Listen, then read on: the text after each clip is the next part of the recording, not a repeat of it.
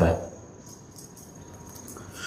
Bersyukur kita kepada Allah Subhanahu wa taala atas segala rahmat, nikmat dan karunia yang Allah berikan kepada kita semua.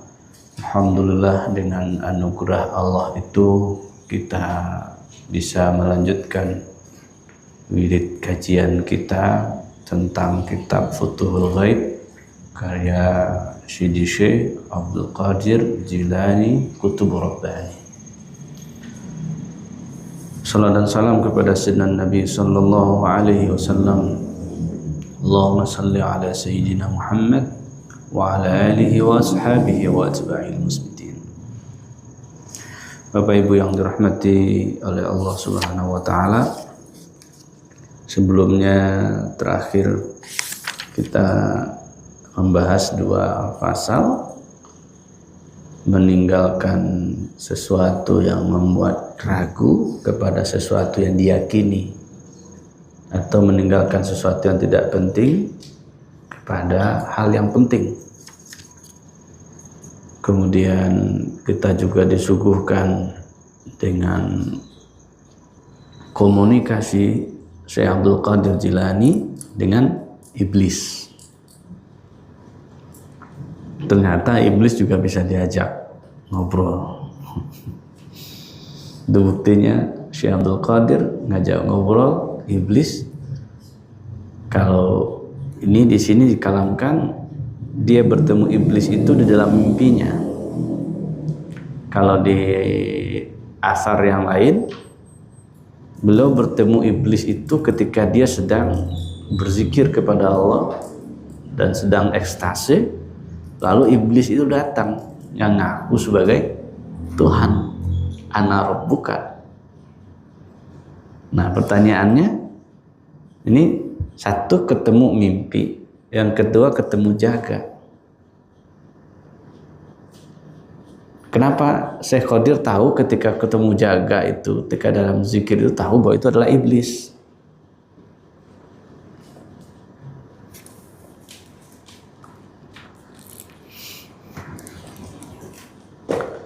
Sehingga iblis pun jadi ngaku, kok ente tahu? Sementara mursid-mursid sebelum kamu, aku datangi dengan kalam ini, dan tak satu pun yang tahu bahwa aku adalah iblis. Tuh bentuk komunikasi. Kalau kemarin itu kita disuguhkan komunikasi dengan iblis, Syekh Abdul Qadir berada dalam kerumunan banyak orang, lalu dia melihat iblis. Iblis itu dalam bentuk sosok tua, wajahnya nggak bagus gitu ya, pingin membunuhnya. Lalu dijawab oleh iblis, apa yang membuatmu, atau kenapa kamu ingin membunuhku? Apa dosaku? Nah, kira-kira begitu. Itu dengan suara yang kemarin disebutkan dia bentuknya banci ya. Banci. Gimana lihat banci? Badannya kekar tapi cara bicaranya. Nah, kemudian senyumannya itu, kan itu juga digambarkan kemarin, senyuman iblis yang wajah buruk dan sebagainya, senyum yang gemulai. Jadi kalau di antara kita di sini, siapa yang paling mengerti bab itu? Mungkin kayak ini kali ya. Nah, orang Bangkok ini. Karena dia sekarang sehari-harinya di Bangkok, nemanin suaminya lagi S3. Nah, itu bisa ketemu begitu. Coba bayangin orang-orang begitu. Badannya kekar, wajahnya jelek lagi kan. Lalu dia menjawab, nggak enak sekali, menggelikan. Begitu gambarannya Syekh Qadir kemarin membincangkan ketika dia bertemu dengan iblis dalam mimpinya. Sekarang kita masuk pada pasal yang ke-12, Fibtila'il mu'min ala qadri imanihi. Sebelumnya mari kita baca suratul Fatihah kepada Sayyidina Nabi sallallahu alaihi wasallam wa Sayyidina al-Mahdi khalifatihi wa ikhwanihi minal anbiya wal mursalin wa sahabati ridwanullah alaihim wa awliya'illah fil alamin wa nakhusu khususan Syekh Abdul Qadir Jilani kutub rabbani wa ila ruhina wa anfusina. Al-Fatihah.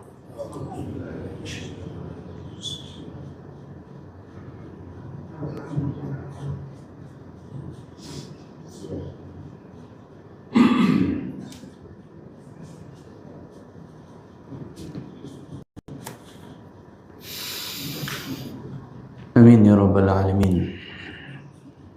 Baik Bapak Ibu yang dirahmati oleh Allah, tema kita sekarang fibtila'il mu'min ala qadri imanihi.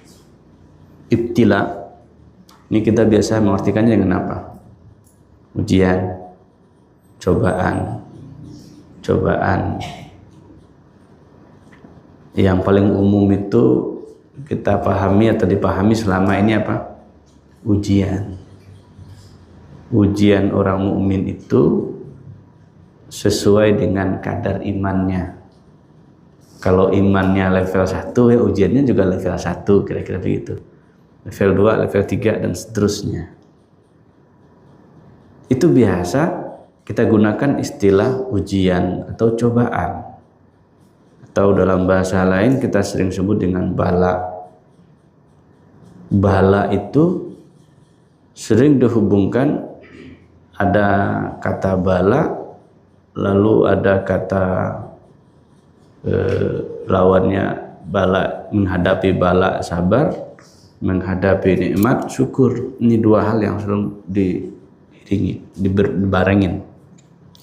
Kalau kita lihat hadis qudsi misalnya, man lam yashkur ala na'ma'i wa lam yasbir ala bala'i falyakhruj min tahti as-sama'i falyatlub rabban siwaya. Man lam yashkur ala ni'ma'i, siapa yang tidak bersyukur terhadap nikmatku, tidak bersabar atas cobaan, ujian, ibtila. Lalu dalam bahasa lain digunakan dengan istilah imtahana, ujian juga artinya. Dalam istilah lain disebut juga dengan istilah fitnah, itu ujian juga. Siapa itu yang fitnah itu? Anak dan istrimu fitnah. Fitnah juga, cobaan. Lalu ada juga menggunakan istilah yuftanun, itu fitnah juga, ujian juga, yang seakar kata yang tadi. Ayat Quran itu banyak membicarakan, di antaranya ada surah Al-Ankabut. A'udzubillahi minasyaitonir rajim. Bismillahirrahmanirrahim. Alif lam mim. Ahasiban nasu ay yutraku ay yaqulu amanna wa hum la yuftanun. Wa laqad fatanna alladhina min qablihim falya'lamanna Allahu alladhina sadaqu wa la ya'lamannal kadhibin. Biasa ayat ini dibaca ayat keduanya saja tuh. Apakah manusia itu mengira bahwa mereka dibiarkan begitu saja lalu mengucapkan kata amanna, aku beriman, padahal mereka belum diuji? Benar nggak dia beriman? Padahal sesungguhnya orang-orang yang sebelum dia telah diberikan ujian-ujian. Jadi ternyata dari dulu sampai sekarang orang itu selalu diuji. Dari dulu sampai sekarang selalu diuji. Ayat ini mengatakan walaqad fatanna alladziina min qablihim. Kami telah menguji orang-orang yang sebelum mereka. Maka Allah mengetahui siapa orang-orang yang benar dan siapa orang-orang yang bohong. Ternyata ujian itu untuk melihat benar nggak ini imannya. Jadi kalau kita bicara amanu itu, beriman itu tidak hanya kita. Ternyata sudah ada orang-orang sebelum kita dan semuanya selalu diuji. diuji benar nggak dia beriman gitu. Atau dalam bahasa lain itu adalah bab pembuktian. Bab pembuktian. Bukti dia beriman apa? Bukti dia percaya apa gitu. Jadi ternyata pembuktian itu tidak hanya kalam antara orang yang sedang dimabuk cinta. Di kalangan muda-mudi misalnya bahaya sekali, dan bagi orang tua harus perhatikan ini anaknya, mau anak laki mau anak perempuan, perhatikan, dikasih edukasi. Yang dia lagi pubertas misalnya, sedang pacaran, lalu pasangannya mengalamkan, apa buktinya kamu mencintaiku? Itu kira-kira jawabannya apa itu? Kalau ditanya itu, apa buktinya? Ya, bilang aja kalau ente mau bukti, datangin aja orang tua, lamar. Gitu kan? Jangan dikasih ruang yang lain. Ini masalah ini. Kemudian satu hal, yang menguji siapa sih? Yang menguji siapa? Ini pertanyaannya itu. Sekali-sekali kita gunakan juga lah papan tulis ini ya. Kita bicara, ini pertanyaannya, yang nguji siapa?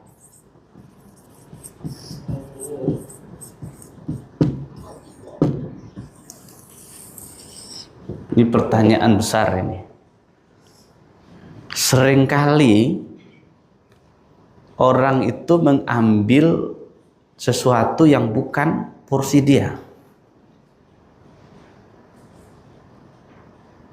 Kalau dia tidak berwenang untuk menguji, jangan diuji orang.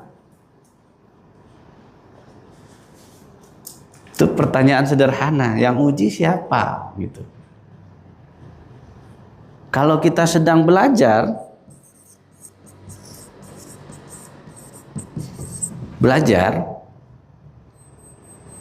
dimanapun, kalau kita bawa dalam konteks formal, belajar kita itu kan ada tingkatannya ya.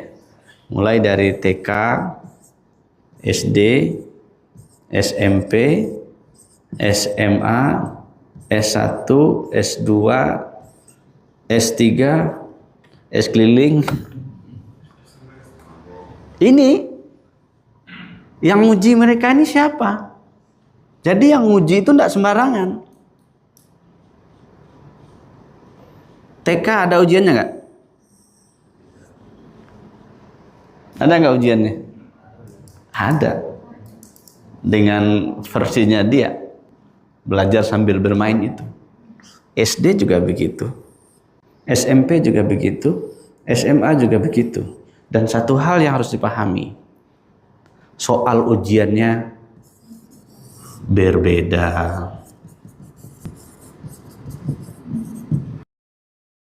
Soal ujiannya berbeda, jawabannya juga berbeda.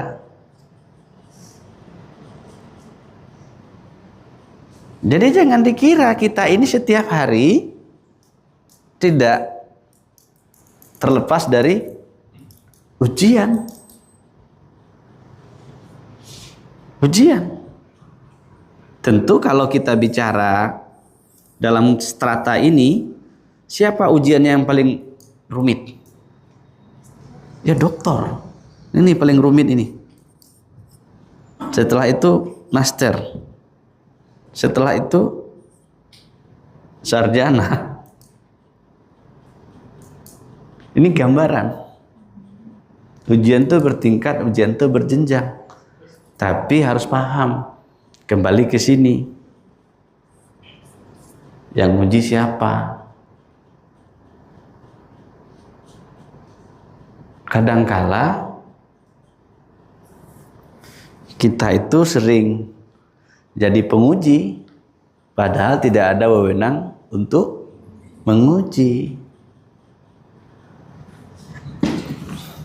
Itu kalau kita lihat di situ. Dari dulu proses ujian itu ada. Ya, yang uji itu pertanyaannya ya. Nah, lalu kan ini kan kalau kita bicara bab ini, yang diuji itu kan ini. Amanunya kan. Dalam bahasa kitanya adalah ujian keyakinan. Pembuktian keyakinan. Jadi kalau kita sebut uji ini atau pembuktian, atau dalam bahasa lain disebut dengan penepaan, ya. Kata ibtala ini mungkin kita lebih cocok nyebutnya tepaan. Tepaan. Orang kadangkala memahami istilah ujian itu dengan apa? Bukan soal susahnya, tapi itu kecenderungannya negatif. Masa diuji? Gitu ya? Masa diuji? Padahal kesejatiannya adalah ini bentuk pembuktian. Kesejatiannya itu.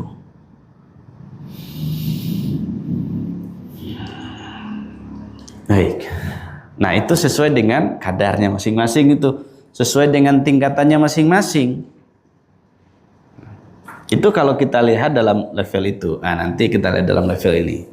Qala radhiyallahu wa arda, la yazalu Allah yabtali 'abdahu al-mu'min ala qadri imanihi, faman 'azuma imanuhu wa kathura wa tazada 'azuma bala'uhu. War rasul bala'uhu a'zamu min bala'in nabi. Lianna imanahu a'zam, wan nabi bala'uhu a'zam min bala'il badal, wa bala'ul badali a'zam min bala'il wali. Kullu wahidin ala qadri imanihi wa yakinihi, wa aslu dhalika qawlun nabi sallallahu alaihi wasallam, inna ma'syaral anbiya asyaddun nasi bala'un thumma al-amthal fal-amthal. Ini mulai di sini. Jadi Allah itu selalu menguji hambanya berdasarkan kondisi imannya atau kadar imannya. Siapa imannya yang paling kokoh, ujiannya paling banyak, dan itu bertambah-tambah. Dan harus dipahami, ujian yang paling besar itu adalah ujian para rasul. Setelah itu baru ujian para nabi. Kenapa? Karena ketinggian imannya. Para nabi ujiannya lebih tinggi daripada wali abdal. Ini istilah yang digunakan di sini. Lalu wali abdal lebih tinggi ujiannya, lebih gede ujiannya daripada wali am. Ini istilah lain yang